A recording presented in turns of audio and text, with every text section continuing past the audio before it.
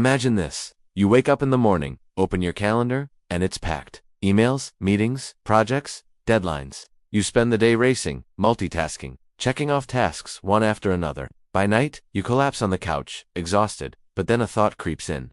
Did I actually move forward today? Or was I just busy? This is the modern trap of productivity. We confuse movement with progress, activity with achievement. 2 books stepped into this chaos to challenge the way we work. Essentialism by Greg McKeown, and The One Thing by Keller and Papasan. Both promise to rescue us from the madness. Both say the key to success is focus. But here's the question.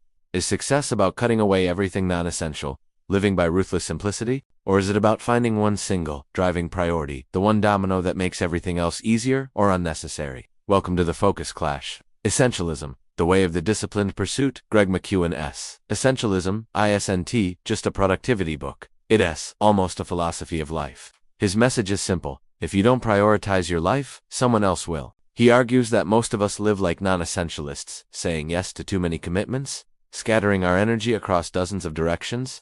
The essentialist does the opposite. They say no more often than they say yes. They deliberately cut away the trivial many to focus on the vital few.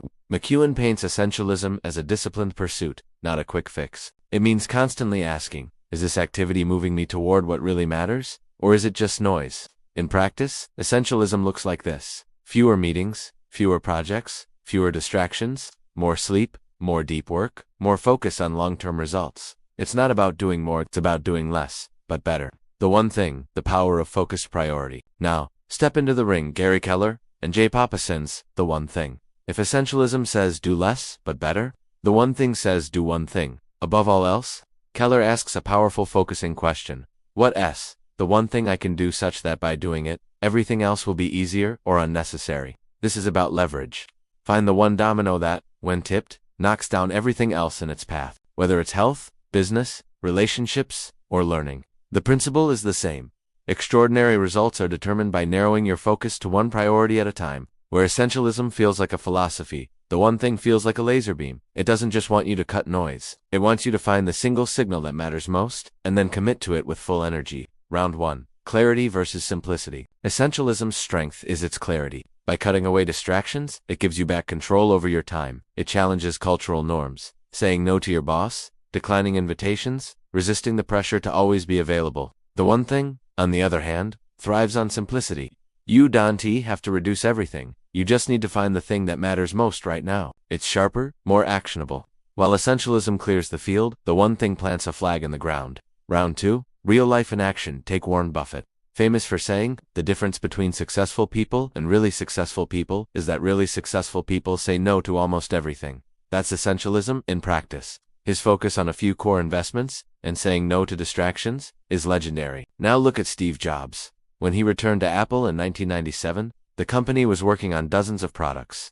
Jobs slashed almost all of them, telling the team, we're going to focus on 4 great products. That's the one thing in action. Ruthless focus on one area at a time, which saved Apple from collapse. Round 3. The academic weight. McKeown grounds essentialism in behavioral research, arguing that decision fatigue and scattered attention reduce effectiveness. His framework is built around clarity of values, trade-offs, and intentional living. Keller builds The One Thing on research into productivity, goal setting, and habit formation. He draws on studies showing that multitasking is ineffective, willpower is finite, and habits compound results over time. Both books are rooted in science, but their application differs. Essentialism is lifestyle design.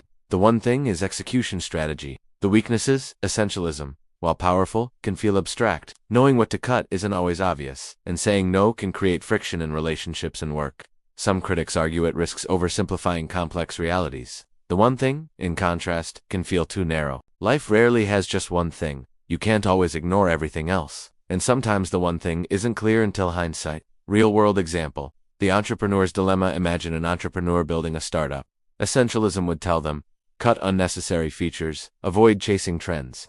Focus only on the essentials that align with the mission. The One Thing would tell them, identify the single most important action, perhaps building a killer product, or closing the first big client, and pour every ounce of energy into that. In reality, both mindsets are needed. The entrepreneur must cut noise, essentialism, and double down on their one big lever, the one thing. The verdict. So, who wins the focus clash? Essentialism provides a broad life philosophy. Simplify, cut, focus on what truly matters. It's the mindset that guards against distraction. The one thing delivers tactical precision. Find the one lever that makes the biggest difference and pull it. It's the playbook for execution. If we must crown a winner, the one thing edges out this battle. Why? Because while essentialism clears the battlefield, the one thing tells you where to strike. Its focusing question turns abstract clarity into concrete action. But make no mistake, the true mastery of focus comes from combining both. Live as an essentialist, act through the one thing, the teaser, and now, the fight continues. Because our next battle takes us into one of the most famous frameworks in all of self-development, the 7 Habits of Highly Effective People versus the 8th habit. One is a timeless classic, the other is its ambitious evolution. But which one truly helps you lead, grow, and live effectively in the modern world? That's the next clash. Only on Book Fight Club, where the ideas clash.